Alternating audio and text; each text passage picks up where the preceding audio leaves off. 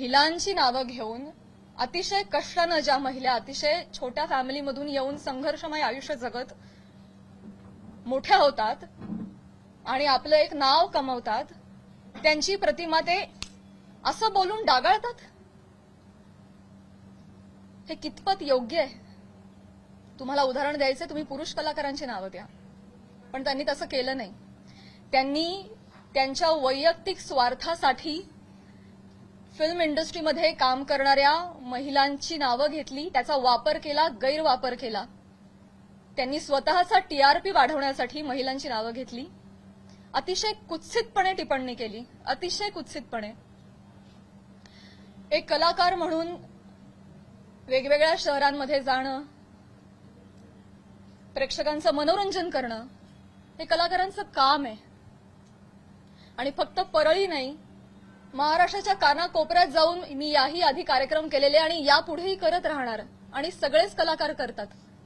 याआधीही हजारो नेत्यांबरोबर, प्रतिथयश क्षेत्रातल्या सगळ्या मान्यवरांबरोबर फोटो आहेत.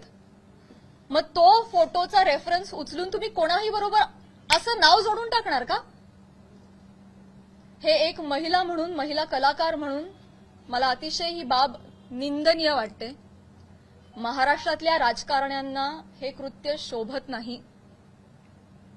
बरं, ते जे बोललेत ते इतकं कुत्सित आहे. अच्छा, त्या पण येतात का परळीला? अच्छा. कोणाला जर नवा चित्रपट वगैरे करायचा असेल तर परळी पॅटर्न अवलंबावा. त्यांचा जे काय जवळचा पत्ता वगैरे काय म्हणायचंय काय तुम्हाला? तुम्ही फक्त महिला कलाकारांच्या चारित्र्यावर शिंतोडे नाही उडवत आहात, महिलांच्या कर्तृत्वावर सुद्धा तुम्ही प्रश्नचिन्ह उपस्थित करताय. का?